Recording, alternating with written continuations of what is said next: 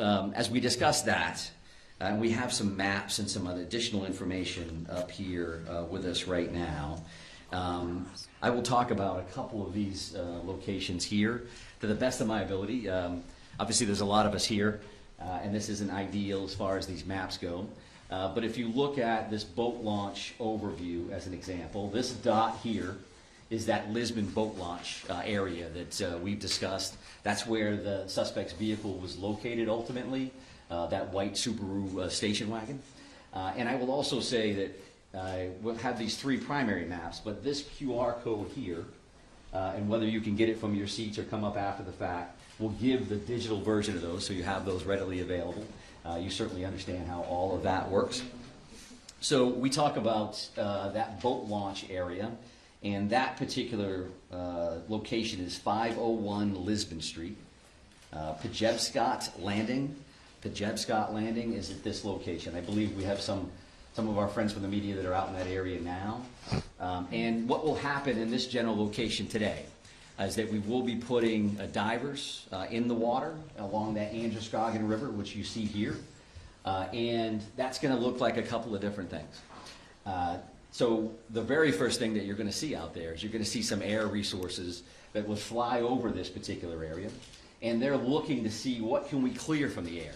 Do I have to put divers in that particular area, or can I tell from the top, based on the current and how muddy the water is and all those other things, can I see to the very bottom here?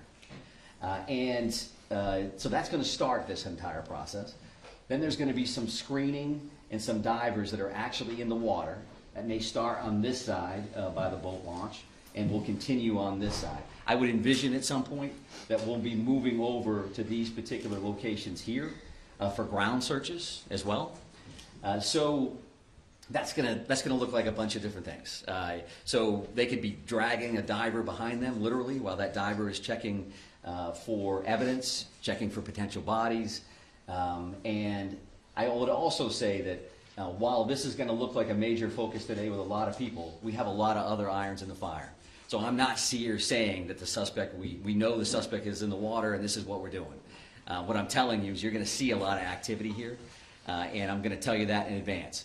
We've got nothing to hide in that regard at all. So then you're going to have some sonar as well that's going to be utilized here. And that can look like a couple of different things. A remote operating vehicle, an ROV, is divers could use that. And that will look like a pod under the water. And that is looking for sonar, so picking up shadows, if you will, of what does that look like? Could be a log, could be anything under there. And our divers, that dive team, and that, when I say, again, our divers, that's going to be teams from all over the place. Our Maine Warden Service is heavily involved in this. We work with them all the time. The Maine State Police dive team will be in the water and will be leading this initiative. So that's what we'll see here with a couple of different kinds of sonar. And then along the shoreline, you're going to see a line search, if you will. That means literally officers on line as they're working that shoreline. And of course, they're looking for evidence. They're looking for anything that may help them down the road. Now, I say you'll see this because for us, we want to make sure that we're working with you. So there is a church parking lot across the road here. And there's also some parking available on this side of the road. Mark Laddie, who is the PIO from the Maine Warden Service, and some officers will be in this area to assist. So if you decide that you want to go to that location to pick up video and see what they're up to, then I think there's some parking opportunities here. This 196 can be busy. This area here happens to be pretty low speed. At least that's what the speed limit is.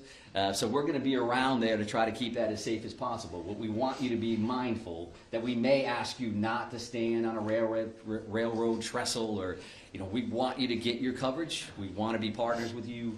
However, you're not going to be able to have full access to that site. I think that's common sense. And we want to make sure that you can do your jobs and we can help you facilitate that. So you're going to see a bunch of people in that area, that 531 Lisbon Road. A couple of these other locations, if we start here, this is the bowling alley scene. This red dot is actually where that is. You all understand that. We will have some additional officers there checking this wood line and continuing to do those sweeps, those searches. There was a lot of shots fired in these locations. We want to make sure we have all the evidence humanly possible. And then this is far from ideal, considering it's directly behind the podium. But this is. Can we do that? We're jammed in here with the wall.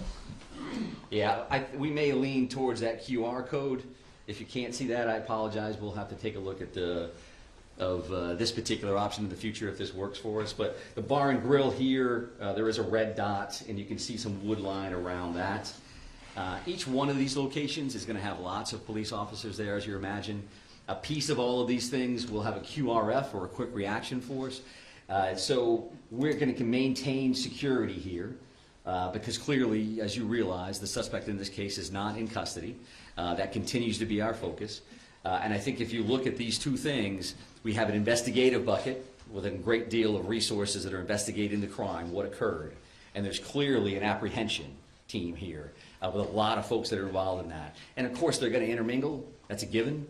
But I think in this scenario, I want you to keep those two things in mind.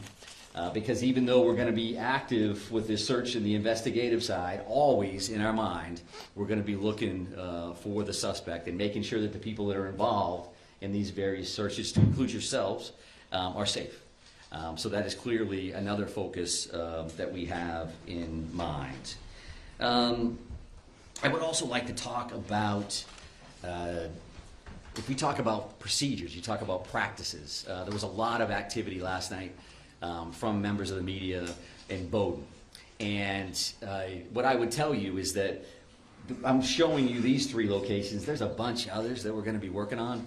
And that's not, so we don't have 50 maps up here. We're just going to be working on other locations. And that's not meant to be secretive. That's just to tell you that we're going to be all over the place.